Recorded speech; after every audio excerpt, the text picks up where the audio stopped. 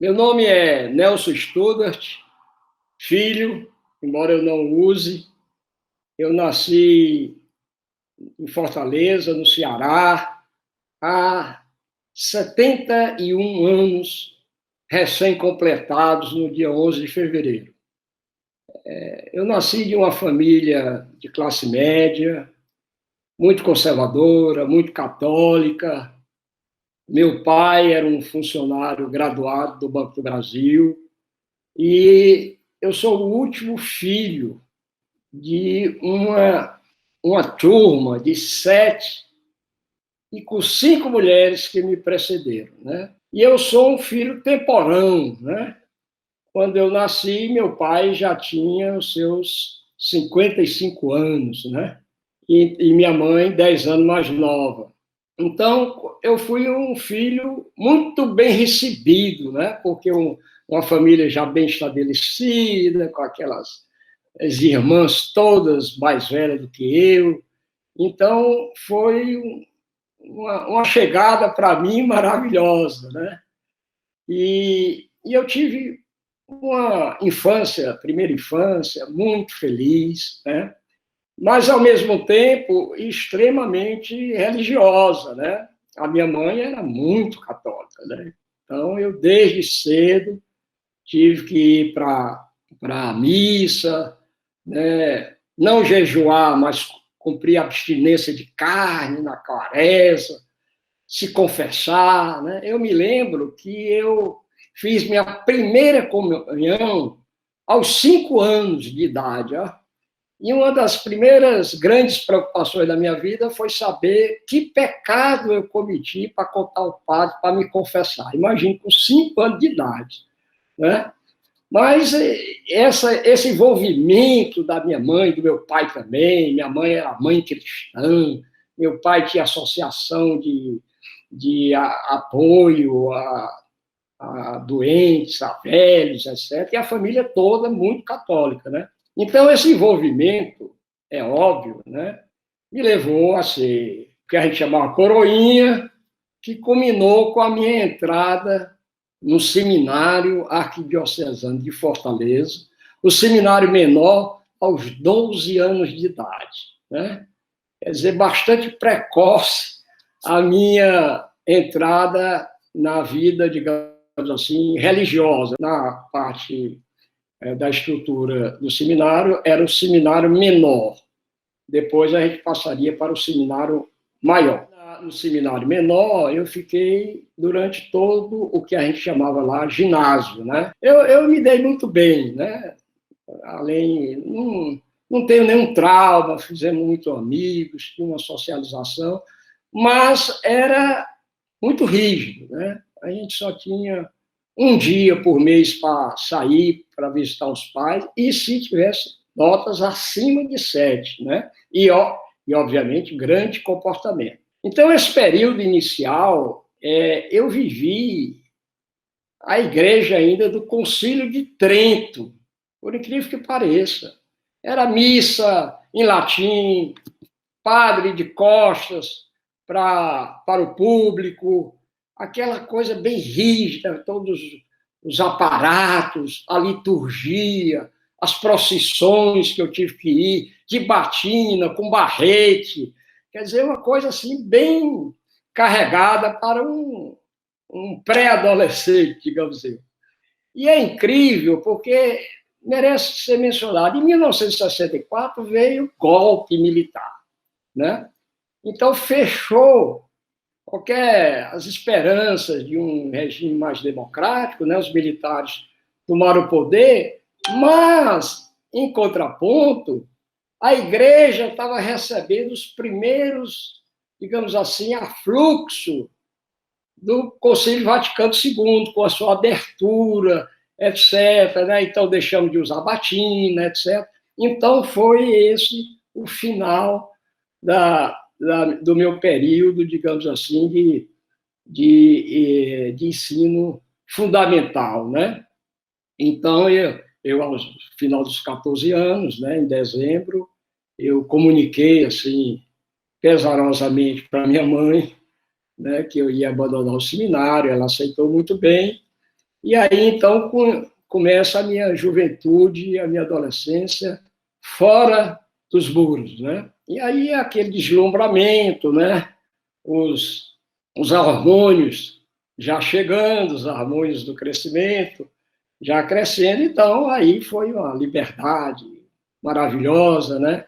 Eu curti muito esse período, né? Comecei a ver as festinhas, tal, né? Coisa que eu nunca tinha pensado no meu período, digamos assim, de preparação sacerdotal, né? E aí, então, eu fui para a escola pública, né? Por um anexo do Liceu do Ceará. Você sabe que o Liceu do Ceará era um colégio tradicional, né? Um colégio de elite na época, né? Porque era um colégio público, mas quem ia para a escola ainda naquela época era muito pequena parte da população. E aí expandiram a rede, né, e formaram vários anexos, né, e os padres lá da comunidade Dom Bosco emprestaram o Colégio Dom Bosco para ser um anexo do liceu, e eu estudei lá 2 anos nesse colégio, escola pública, né, e aí o terceiro ano, eu já querendo ir para o vestibular, né, que naquela época tinha que escolher o científico ou o clássico, né, eu escolhi o científico, né, embora com toda a minha formação de língua latina, né, eu cheguei a falar não, mas consegui entender bem latim, lia grego e tal, mas aí eu mudei isso aí, fui realmente para a parte do científico. Então, isso é o que eu poderia lhe dizer com relação a essa parte de infância e juventude, culminando, então, com a preparação para o vestibular, né, em 1967, foi o ano que eu fiz o terceiro ano, naquela época já existia comum, né, cursinho, terceiro ano, no Colégio Cearense do Sagrado Coração, e aí, então, foi realmente um treinamento intensivo, né, para o vestibular, né. Então, naquela época, na minha uma família de classe média, já que eu tinha dado errado e não ia uma carreira religiosa, né, que era o sonho da minha mãe, as opções eram ser militar, né, tinha muitos primos da família que vieram para o Sul, cursar a escola naval, a mãe, etc. E eu nunca pensei nisso, né, não tenho talento nenhum para a carreira militar. E as carreiras civis, digamos assim, era engenharia, medicina e direito. Economia era uma coisa que estava surgindo lá, e as outras coisas de humanidade, né? As outras áreas de humanidade. E aí eu escolhi engenharia. E aí foi que se deu a minha falta de talento enorme, que perdura até hoje, pelo desenho e pelo trabalho manual. Eu não sei fazer nada. Se você me der um pedaço de madeira e mandar eu serrar, não vai sair reto, vai sair torto. Se você mandar eu tirar um prego, eu não vou conseguir tirar direito, o prego vai sair torto. Se você me pedir para desenhar, eu não vou saber nem fazer uma casinha, né? Eu tinha uma inveja danada, meus colegas faziam aqueles cowboy na época, aqueles gibi. Eu tentava imitar, não sabia. O único desenho que eu sei fazer, e até hoje, era a carinha do Chico César, porque era bem redondinha, com os cabelos assim para cima. Essa minha falta de talento impediu a minha entrada no curso de engenharia. Porque naquela época você tinha nota mínima.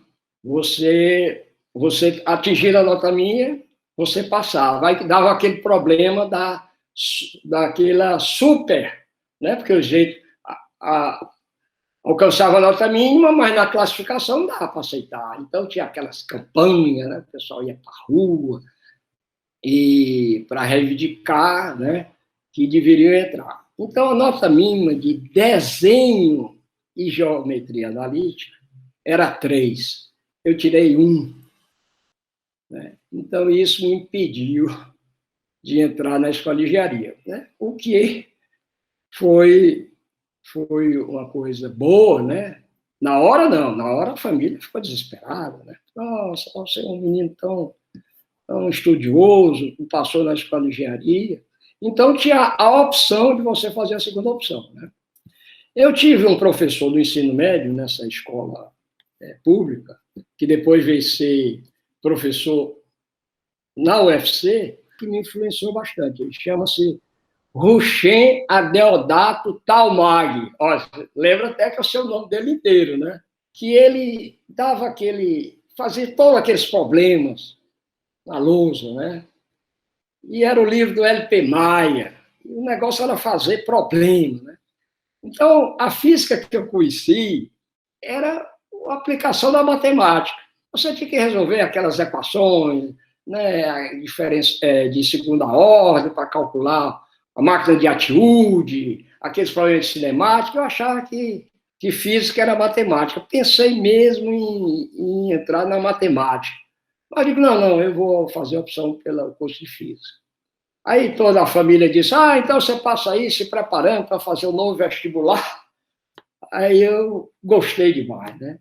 Eu entrei na universidade num ano em que eu acho que poucos colegas tiveram essa oportunidade. Muitos tiveram, é claro, porque eu entrei na universidade em 1968, né?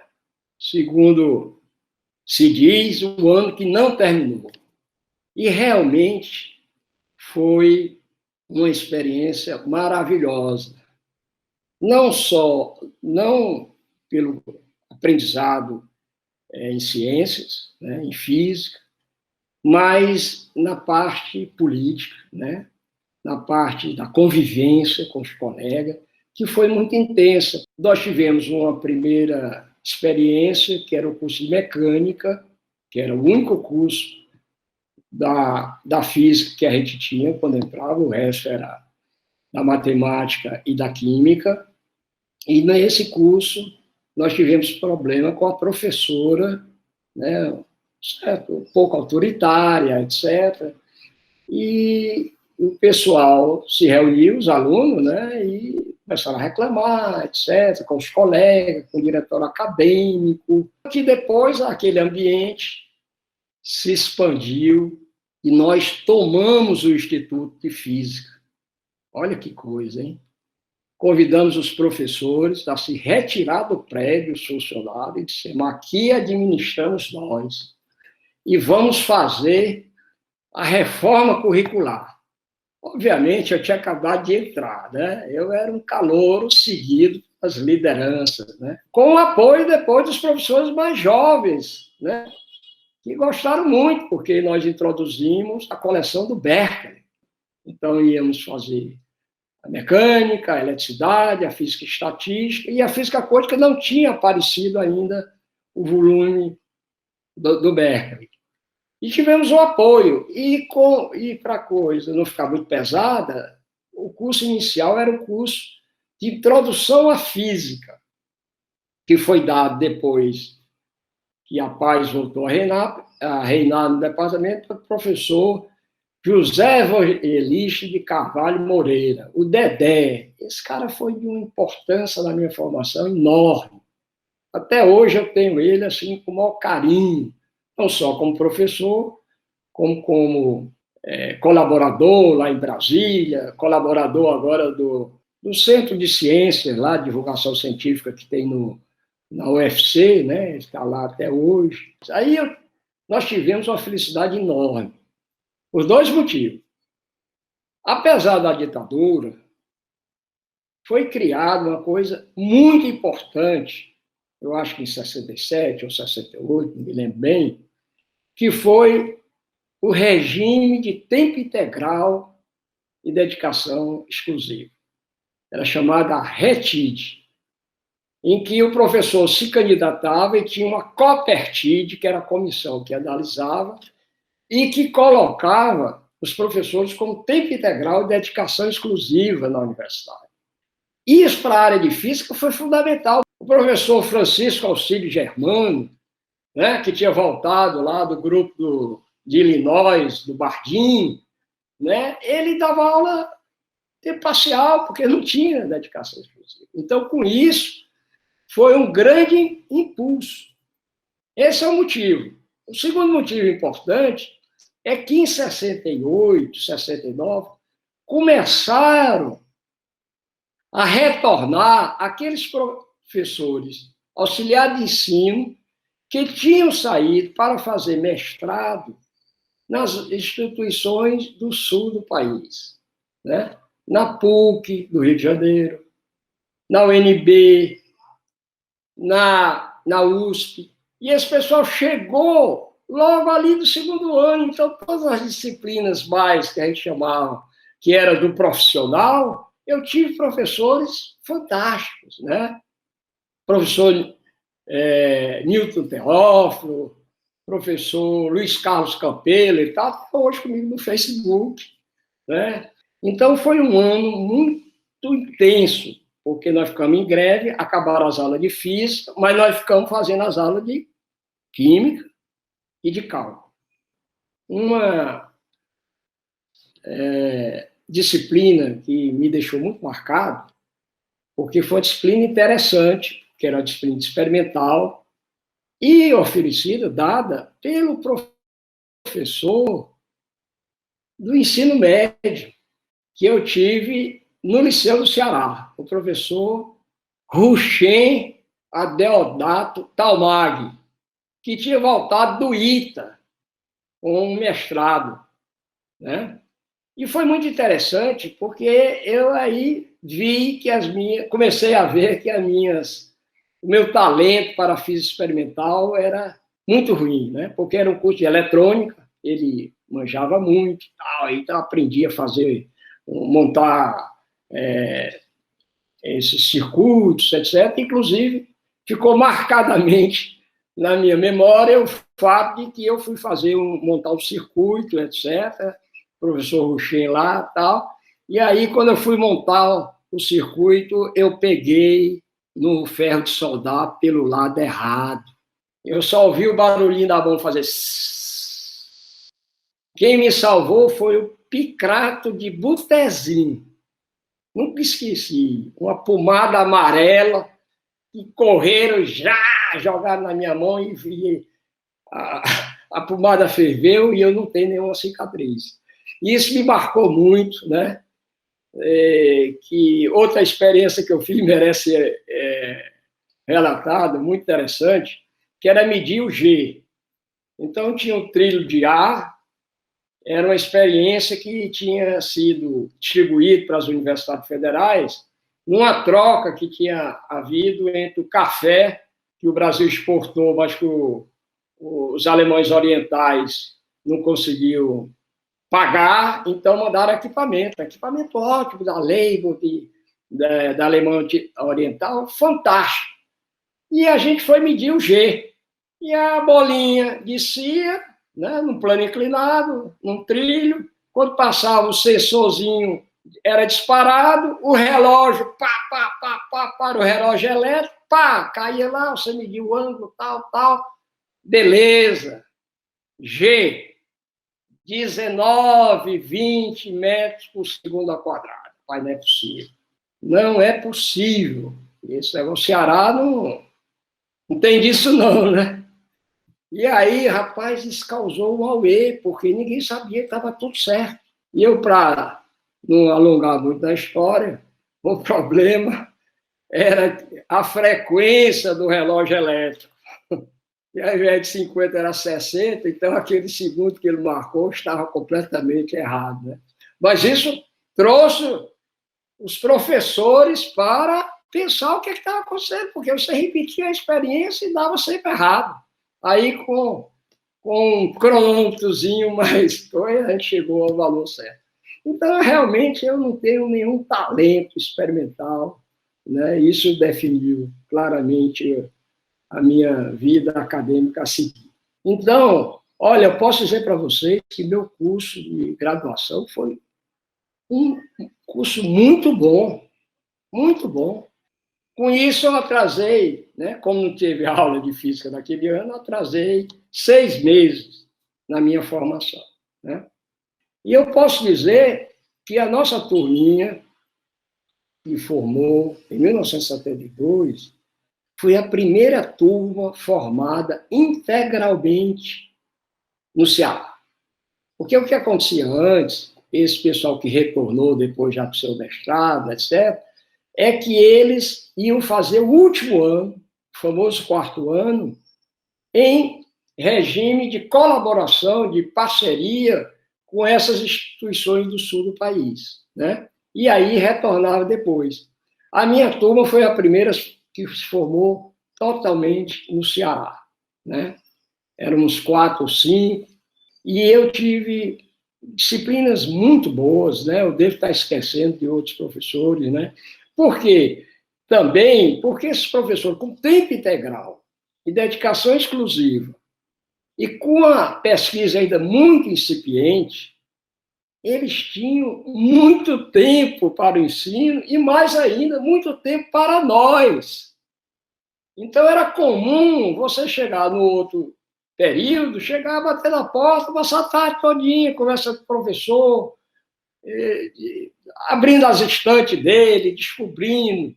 Né? Eu me lembro muito que lá eu descobri uma apostila do Luiz Carlos Gomes sobre integragem e trajetória de Feynman. Era uma coisa assim, que possibilitava essa integração muito grande com os professores. E isso foi muito, muito benéfico para a nossa formação. Tivemos uma escola de verão em que o professor Jorge Andrés Vieca esteve lá, o professor José de Lima Scioli, de Brasília, esteve lá, falando de partículas elementares. Muitas pessoas foram lá também, no regime de pós-graduação, de convencer alunos a vir para a pós-graduação no sul do país. E depois o Ceará era um atrativo, como era até hoje, né? Muitos colegas do sul gostariam de ir para lá, passar, dar curso. Na matemática, né? Tinha uma integração muito grande com o pessoal do IMPA, né?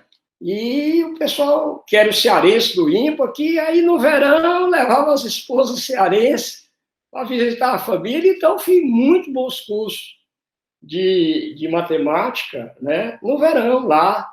Foram introduzidos os primeiros cursos por o ensino médio. Eu cheguei a fazer um curso de ensino médio lá de matemática. De física não fiz, não, porque tinha um caráter muito de PSSC, muito experimental. E nós fomos aceitos também, a partir daquele contato com o José de Lima Scioli, para ir para Brasília, né? A Brasília estava querendo, né, se reestruturar. Não tinha pós-graduação no Ceará, em física. Aliás, talvez eu mereça mencionar um fato muito interessante com que eu me deparei logo quando eu entrei na universidade, em 1968 ou 69, que foi a visita dos professores Gerhard Jacob, do Rio Grande do Sul, e o Sérgio Mascarenhas. Eles foram lá em uma missão de instalar grupos de pesquisa e de pós-graduação do Nordeste. E eu fiquei maravilhado com aquela apresentação, né? Pô, tem uma chance e tal aqui de continuar, né? Mas eu só tive acesso, obviamente, a essa palestra, que foi pública, né? Eles convidando, etc, etc. Depois, eu soube que nas conversas particulares, a direção, na época, achou muito arriscado começar uma pós-graduação no Ceará, né? Não sei se eles tinham razão ou não, talvez tivesse, né? E isso, nos 80 anos da comemoração do Sérgio Rezende, o nosso amigo Fittipaldi contou a história, como é que foi também os dois chegando no Recife, e deu certo lá, né? É certo que você veja que o Ceará tinha um potencial muito maior para começar antes. Já tinha um PhD E Urbana já tinha pessoal experiente, professor Francisco Alcides Germano, uma conexão muito grande com a Escola de Engenharia que deu origem ao Instituto de Física, a parte da física, né? Mas, realmente, os meninos lá do Pernambuco, meus queridos amigos, né? Fittipaldi, Maurício Coutinho, eles foram lá na frente e a partir do contato com o Tiomo, e consegui levar o Sérgio Rezende para lá, e realmente a pós-graduação em Pernambuco começou bem antes, né? Eu posso dizer que eu fiz um bom curso de graduação na UFC. Não tinha pós-graduação no Ceará, o pessoal, né, todos os jovens foram fazer, meus professores foram fazer o doutorado depois, o Dedé, o José Evangelista, lá na UNB, ele fazendo mestrado, doutorado e eu mestrado. Então, por que se deu a minha escolha da UNB, né? Primeiro, um fato que me chamou muita atenção era que o professor Lima Pacioli, ele tinha oferecido para a gente uma complementação para a gente ser instrutor. E dava uma bolsa no que se chamava, naquela época, o fundo do BNDE, Funtec. Esse Funtec foi que virou a FINEP depois. Então, ele dava uma bolsa equivalente à do CNPq. Então, nós tínhamos 2 bolsas para dar aulas. E era o que eu mais gostava, era de dar aula também.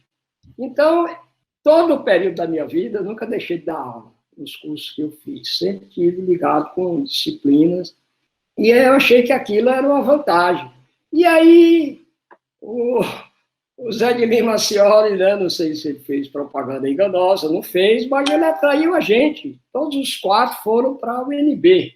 E, então, eu iniciei o trabalho na UNB. Naquela época, minha ideia era essa, era fazer partículas elementares. O meu colega queridíssimo, Gil de Aquino Farias, que eu vou falar dele muito mais vezes, porque foi meu parceiro desde a graduação, ele foi para a relatividade. E eu digo, não, vou fazer alguma coisa teórica em partículas elementares, né? E aí, procurar orientadores da área, né? O professor Zé de Lima era experimental, eu já não tinha. Né? Então, quem tinha nessa área teórica eram os estrangeiros.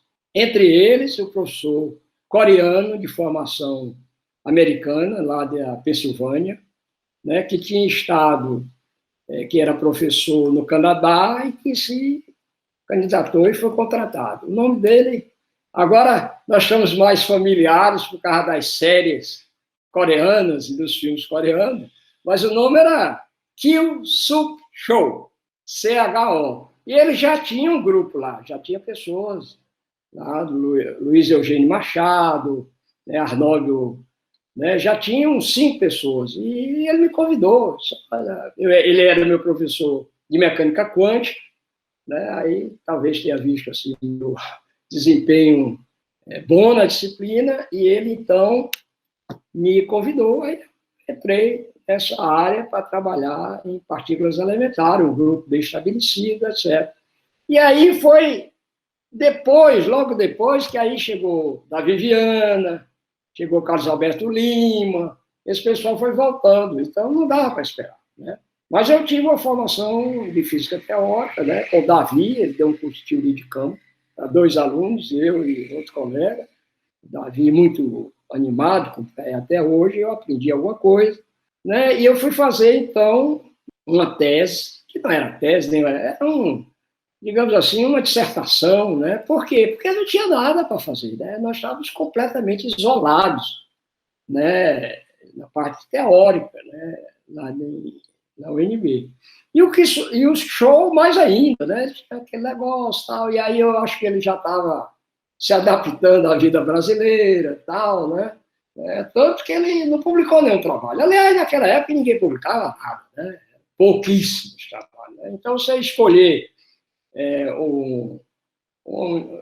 escolher um orientador, era mais pela aula que ele dava, pela opinião do colega, etc. Tinha, né? Então, tudo foi a escolha do tema, né? Eu ia chegar lá, professor, show, tá bom, tá bom, o que você fizer tá bom. Tá. E foi nesse ritmo que eu escrevi uma dissertação que era sobre simetrias SU3 vezes SU3, que era o grupo da vez, naquela época, e simetrias quirais, um pouquinho de álgebra de corrente, né? E foi isso aí que eu escrevi a dissertação e tal, sobre isso, mas um completo isolamento, né? Quer dizer, pouca coisa, eu procurava na USP, quer dizer, aí eu pensei, como é que eu vou trabalhar em fenomenologia de partículas elementares, recebendo com 6 meses, 8 meses, aquele livrinho, porque eu era sócio da American Physics Society, daquele livrinho de Review of Physical Particles. Não tinha a menor chance de ser competitivo, né? Então, nós estávamos trabalhando nisso aí. E dando aula, foi aí que eu comecei com o professor que tinha estado no Ceará, mas não é do meu tempo, o baiano, que depois virou reitor da UFBA, um dos expoentes do ensino de física, um dos primeiros pesquisadores mesmo ensino. Eu comecei a trabalhar com ensino de física, assim, muito modestamente, né? Eu fiz trabalho de levantamento, de avaliação do ensino em turmas, que eram do método Keller, trabalho colaborativo e aulas tradicionais, né? Então, peguei, fiz essa avaliação, levei os dados, entreguei para o Felipe Serpa. E, ao mesmo tempo, eu estava lá coordenando os cursos de Física 2, que era aquela coisa assim, enormidade, né? Nessas 3 metodologias. E aí a gente era, então, bolsista do FUTEC, quando foi em janeiro de 1974, num período de expansão do quadro, nós fomos 13 ou 15, não me lembro, contratados como professores colaboradores, né? Aí era o contrato realmente, registro, CLT, professor colaborador 1A, né? E aí, então, a gente assumiu funções docentes, realmente, na universidade, né? Aí ficou a coisa... Se bem que antes era a mesma coisa, não havia diferença, a carga horária era a mesma, né? A gente dava 6 horas de aula presencial, mais 4 aulas de laboratório, né? Não tinha conversa. E depois, como professor, continuamos, né? E aí, rapaz, aí a gente, né, eu já pensei no meu filho, né? Vai nascer meu filho, já tem um emprego e tal, né? Mas no dia 15 de setembro, essas datas ficam marcadas, né, por aí, e nós fomos 13 demitidos, né, pelo capitão José Carlos de Almeida Azevedo. Lembre-me bem, eu já tive um capitão na minha vida anterior, né. O professor Carlos Azevedo, ele era o vice-reitor, mas era o que mandava, né? Naquela época, o reitor era o Amadeu Cury, e ele dizia assim, não, o professor Amadeu representa a UNB, aqui eu mando, né? E ele era um físico, né, capitão, mas tinha um MIT, um doutorado no MIT, numa colaboração Marinha-MIT, na área de plasma. Ele tinha uma certa competência, eu fui aluno dele de mecânica clássica, ele era um bom professor, tinha uma memória fabulosa, ele lembrava de muitas coisas, ele dava aula na reitoria sem preparar nenhuma aula, isso me impressionava, né? Ele ia para o quadro e mostrava todas as lagrangianas, etc. Foi um curso bom. E aí ele nos demitiu, chamou lá dos 13 o que ele achava que ele gostava mais, pelo desempenho, e incrível, porque ele disse, olha, vocês vão embora para o doutorado, e eu vou contratar vocês de volta, porque isso aqui é uma endogenia muito grande, os caras mais velhos estão contratando todo mundo. Olha aqui, tome uma carta de recomendação, escreveu uma carta de recomendação. Né? E aí nós fomos demitidos, mas, ao mesmo tempo, oferecido um contrato de prestação de serviço até o fim do ano para que continuássemos com as aulas. Então, foi isso que aconteceu, né? Não preciso dizer que a reação familiar foi intensa, né? Minha mãe e minhas irmãs, né, voltaram. Tá vendo? Nós avisamos que você ia morrer de fome. O negócio de ser professor não era uma coisa boa. Agora você com um filho, sem emprego, como é que vai ser? Não se preocupe, não, tem as bolsas, etc. Né?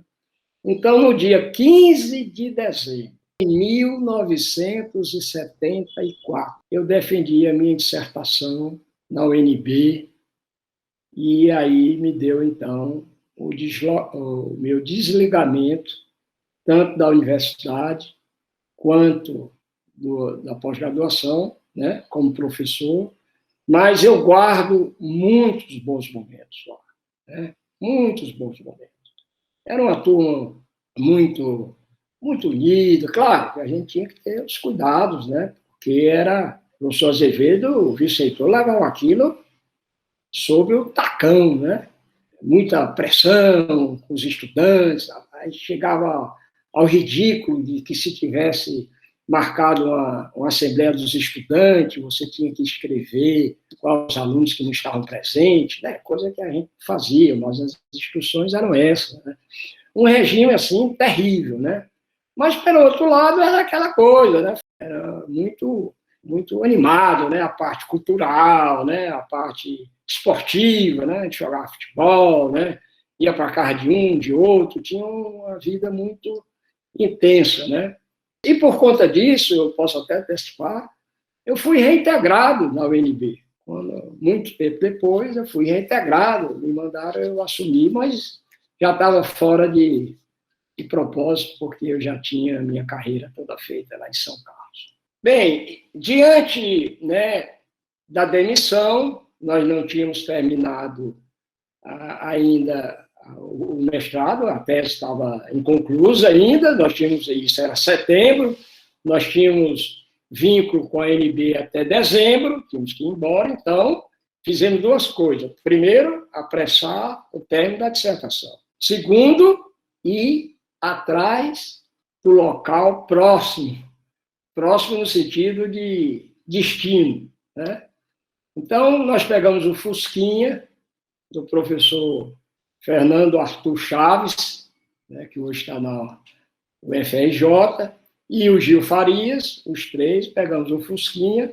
No outro Fusquinha ia o professor Adalberto Faso, também, o professor Silvio Canuto, e o professor Mossoró, que não era professor ainda, era aluno, que virou um físico nuclear muito importante da UF, e que faleceu recentemente, né? E aí nós pegamos esse Fusquinha e vimos aqui para São Paulo, né? Então o périplo era Campinas, Unicamp, que naquela época, né, estava florescendo, 74, final do segundo semestre de 74, USP e São Carlos, Instituto de Física de São Carlos, né? Esse era o caminho. Nós fechamos nesses três. Aí o primeiro que nós passamos era Campinas, Instituto de Física, naquela época ainda não era Cléber Vatag. E aí o primeiro contato com o professor Sérgio Porto. O professor Sérgio Porto, aquela animação, né? Professor, olha, vocês vão trabalhar comigo, aqui tem bolsa, nós estamos começando, mas professor, experimental.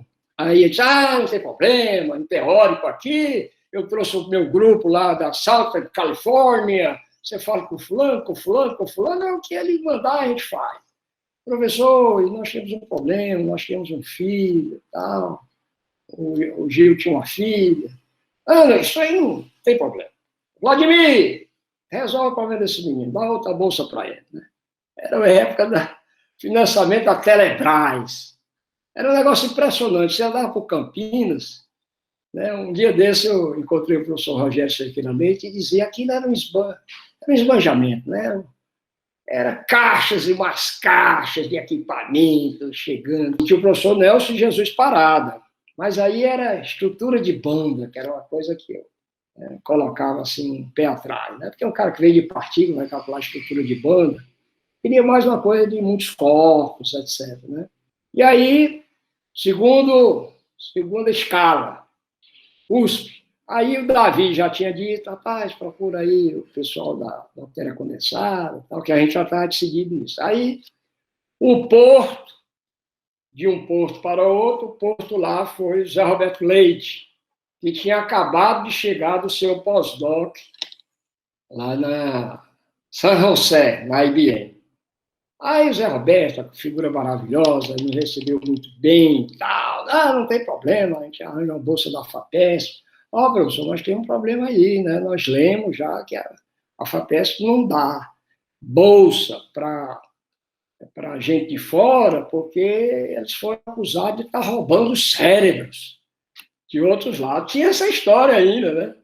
Não, mas a gente dá um jeito, tá, para lá. A Bolsa FAPESP eu arranjo, tá, vou botar aqui, tá, não tem problema não. Pô. Olha, não, passar lá em São Carlos. Então, quando vocês passarem, chegar lá, vocês deem um sinal verde, que aí eu estou muito a receber. Mas aí, eu olhei assim, em cima daquele armário, né, de aço, né, tradicional, tinha assim uma opção de caixas, assim, uma caixa assim, uma outra caixa. Aí eu, professor, o que é aquilo ali? Aquilo lá são os cartões do computador. Aí eu levantei, professor, o que é isso? O meu conhecimento de computação era absolutamente zero. Né? Aí disse, não, isso aqui é o programa, você, Fortran, tal. Eu já sabia de Fortran, etc., mas foi meu contato. Aí, quando eu olhei aquilo lá, eu digo, não. E o que é que o senhor faz? Estamos aqui desenvolvendo um método campo consistente para calcular a estrutura de banda, não sei o que. Não é minha praia. E aí, depois saí ali na USP, quando eu olhei assim, eu digo, rapaz, olha, minha mulher não trabalha, não estuda, com filho pequeno, nós vamos morar aqui com uma bolsa. Rapaz, eu acho que isso aí não vai ser bom para nós, não. Vai ser, não, minha mulher e eu vamos pirar. Aí fomos para São Carlos. Última parada, chegamos lá em São Carlos, e a figura José Roberto Lobo, era Roberto Lobo. E aí, rapaz, o Roberto Lobo nos recebeu muito bem, aí, o que é que o Roberto Lobo trabalhava? Com muitos corpos, né? Com líquidos clássicos e quânticos, né? Naquela época, gás de elétron, né? Para metais, os líquidos dipolares, tal. É muito mais perto do que eu vinha fazendo. Mas eu avisei, né? Porque ele disse assim, você sabe alguma coisa de computação? Porque ele não sabia nada. Aí eu disse, não, professor, é para isso aí. Não, tudo bem. Então, vamos aqui e tal. E aí? Aí tem um problema da Bolsa NPq, muito pequeno, né? Valor muito pequeno, a cidade, apesar de ser uma cidade pequena, né? Eu já soube aqui que os aluguéis são caros, tal, tem uma filhinha, aquela velha história de sempre, né? Aí o Milton Ferreira de Souza, que era grande colaborador do Sr. Sérgio Mascarenhas, e que tinha sido caçado e preso em 64, enquanto professor, muitos dos professores lá da UFC, que sido do departamento, tinham sido aluno deles. Então, o Milton, que era, inclusive, chamado de Milton, né? Mas antigamente no Ceará era Milton. Mas não tinha nem a inclinação. O parceiro dele era que tinha realmente umas bases mais sérias no Partido Comunista. Mas ele não, ele era só entusiasta, tal, né? E aí o Milton disse, não, deixa que eu resolvo. Aí o Milton foi lá do Sérgio Mascarenhas e disse assim, rapaz, você tem que ser uma bolsa, você tem dinheiro aí de verba, tal, parará, arranja um dinheiro aí para esse menino, tal. Aí ficou acertado que eles iriam dar uma complementação. E aí, com isso, né, eu aceitei. Em março de 75, eu fui só passar minhas férias no Ceará, depois da defesa em Brasília, e em março de 75 começou o meu caminho em São Carlos, pelo Instituto de Física de São Carlos, que naquela época ainda se chamava Instituto de Física e Química São Carlos, com 2 departamentos, o departamento de Física e Ciência dos Materiais e o departamento de Química. Foi assim que eu cheguei lá.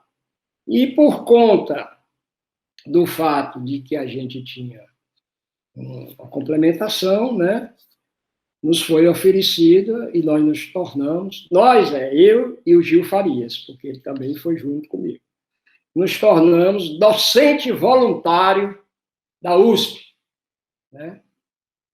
Achei bonito, saiu no Diário Oficial, né, da USP. Eu sou contratado como docente voluntário, mas sem receber nada, né? Era voluntário mesmo, da instituição. E aí começamos o trabalho, era muito interessante, né? O grupo era o professor Alberto Lobo, o professor Oscar Hipólito, né? Tinha mais dois, o professor Laércio, o professor Almir, eram 5 pessoas, mas a liderança do professor Roberto Lobo era confundível, ele conduzia tudo, e era um ambiente muito legal, né? A gente tinha o jogo das terças-feiras, futebol de salão, o professor Roberto Lobo era um entusiasta, foi aí que eu conheci Sérgio Rezende, talvez ele não se lembre dele, foi numa partida de futebol de salão, num sábado lá que ele estava nos visitando, né? E aí que eu já tinha pedido para ele uma apostila que ele tinha de magnetismo, com função de muitas partículas, etc. Né? Então, esse foi o começo da minha pós-graduação no Instituto. E é interessante, talvez pouca gente saiba, que, naquela época, a pós-graduação do Instituto estava começando a se consolidar. Porque antes, claro, já havia sido concedido o doutorado, mas daquele esquema de que você vai, prepara uma tese, tal, monta uma banca, tal, mas institucionalizado, começou com a nossa chegada. Então, me lembro que quando eu cheguei lá, nós tínhamos 4 alunos de doutorado mesmo inscrito no programa de pós-graduação junto à CAPES.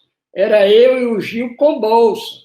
Os outros 2 não tinham bolsa, porque os outros 2 eram professores da UFSCar.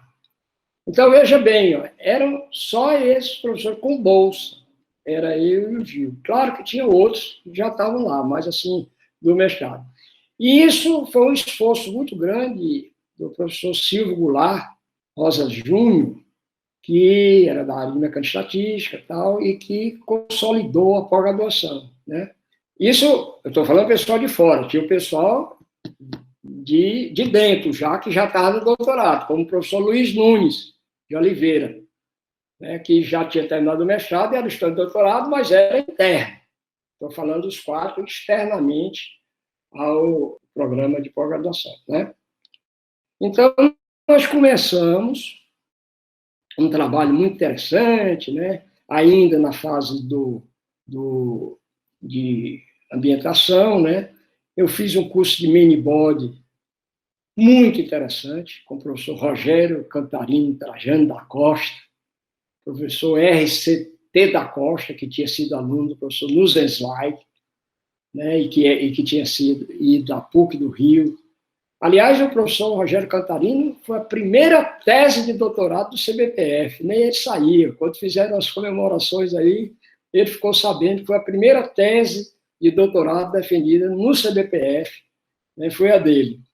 E ele é uma figura sensacional, né, dava umas aulas assim, e a ideia foi, né, pôr a limpo, descascar o livro do Fetter Valeca, que era o que havia na época. E foi muito bom, cara. Eram 5 estudantes, né? E ali a gente procurava o professor.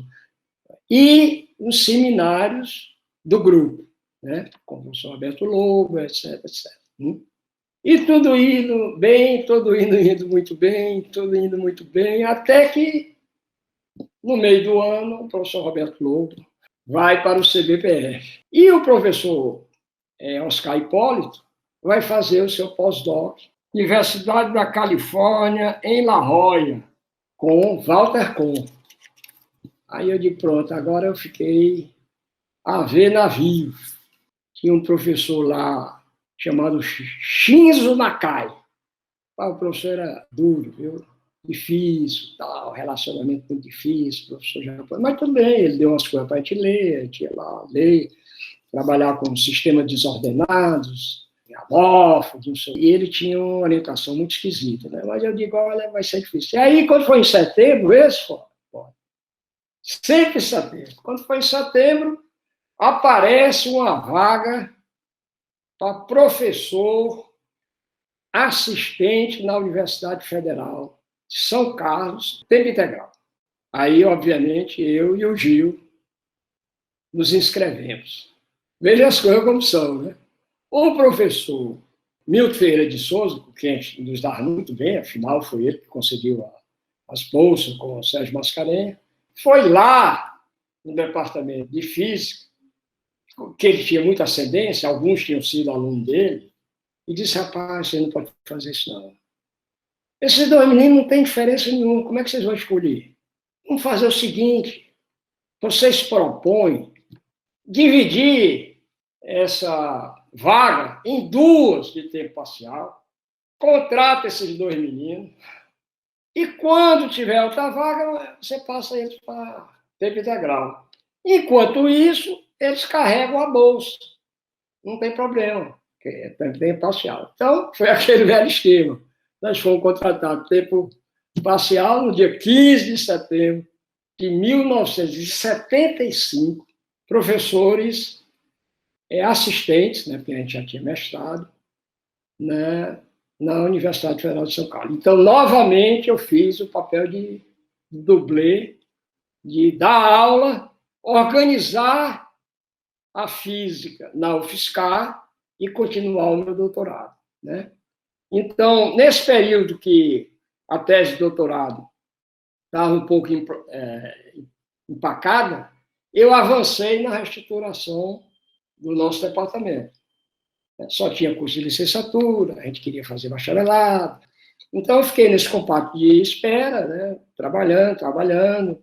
Teve uma coisa muito boa daquele período, né? Que o Roberto Lobo estava lá, que o professor Jorge André Vieca foi contratado para a UFSCar. Isso foi uma maravilha, né?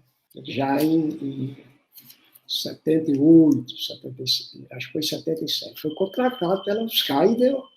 Aí ele levou um colega que era alemão, o professor Roth, Klaus Roth.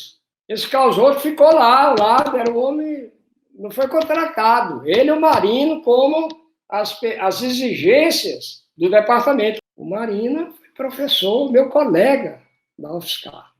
E aí o professor Oscar Hipólito voltou em 78, no final de 70, voltou do seu doutorado. O Oscar Hipólito se candidatou a ser o chefe de departamento. E ele tirou a licença sabática e foi ser chefe de departamento de física da UFSCar. Entendeu? Causou 1000 problemas. Mas aí tinha o Isvieca para dar o suporte, esse grupo, porque aí incorporou a Vera Beatriz, outras pessoas, então estabeleceu esse grupo, até a morte do Isvieca. E outra coisa, e o Isvieca, ele tinha um pé na USP também, principalmente com o Roland Köhler.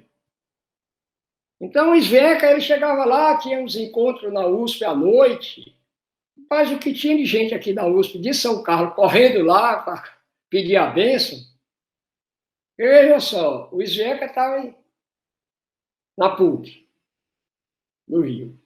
Veio para a Federal de São Carlos, ninguém entendeu na época, hoje a gente sabe claramente o que era, mas naquela época só os amigos mais íntimos sabiam, para ser professor da Universidade Federal de São Carlos, né?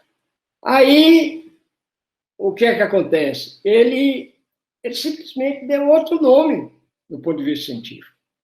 Inclusive, quem deu a carta de recomendação, um deles, que deu a carta de recomendação para ir, além do orientador, que era o Oscar, para ir de Harvard, foi ele. Deu a carta de recomendação para mim. Então, realmente, ele tinha um peso muito grande na comunidade. Aí nós retomamos o que a gente tinha começado a fazer antes do Roberto Lobo sair, que era trabalhar naquelas coisas. E o professor Oscar Hipólito trouxe uma coisa que era quentíssima naquela época, né, a partir de 72, 74, que eram sistemas confinados em duas dimensões, que eram muito estudados no nível do gás de elétrons, né, por causa do interesse dos MOSFETs, os transistores com efeito de campo, que eram sistemas quânticos, não eram o MOS tradicional, os capacitores, eram os MOSFET, que eram os MOSFET, que foi toda a base da tecnologia, né?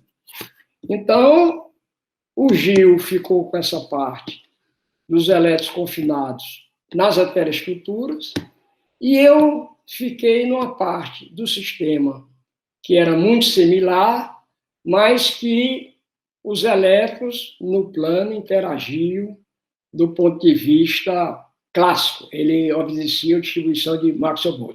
Então, a minha tese de doutorado foi na área de many-body, porque eu analisei as correlações desse gás de elétron, mas com vistas ao sistema de elétrons na superfície de hélio, né? O Instituto de Física de São Paulo, obviamente, naquela época não era o que é hoje, né? Estava começando, né? Muitos dos líderes que estão aí no Instituto de Física de São Carlos eram colegas, né? E estudávamos juntos, né? Era um companheirismo muito grande, a gente compartilhava muitas coisas, né? Salas, né? Nós tínhamos uma sala grande lá, que ficava lá o pessoal, era jogar futebol junto com a turma. Então, foi um período, com a volta do Oscar Hipólito, aí foi rapidíssimo.